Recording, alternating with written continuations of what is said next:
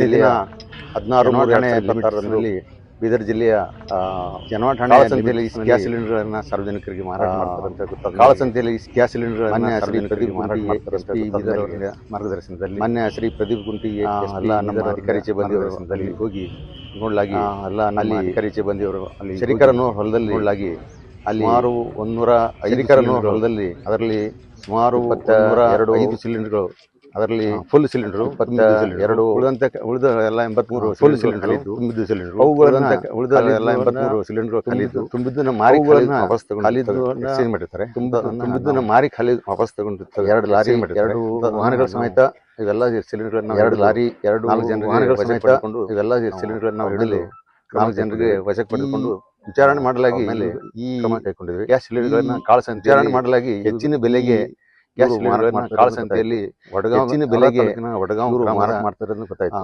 Mallari Indian gas ಏಜೆನ್ಸಿಯವರು ಕೂಡ ಶಾಮೀಲಾಗಿದ್ದಾರೆ. Mallari Indian gas ಏಜೆನ್ಸಿಯವರು ಇದರಲ್ಲಿ ಕೂಡ ಶಾಮೀಲಾಗಿದ್ದಾರೆ.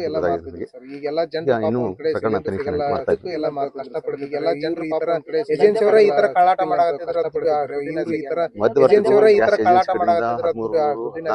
ಮಧ್ಯವರ್ತಿಗಳು ಗ್ಯಾಸ್ ಏಜೆನ್ಸಿ ಕಡೆಯಿಂದ ಸಾರ್ವಜನಿಕರಿಗೆ 2,000 ರೂಪಾಯಿಗೆ ಮಾರಾಟ ಮಾಡ್ತಾರೆ ಅಂತ ನಮಗೆ ತೆಗೆದುಕೊಂಡು ಸಾರ್ವಜನಿಕರಿಗೆ 2,000 ರೂಪಾಯಿಗೆ ಮಾರಾಟ ಮಾಡ್ತಾರೆ ಅಂತ ನಮಗೆ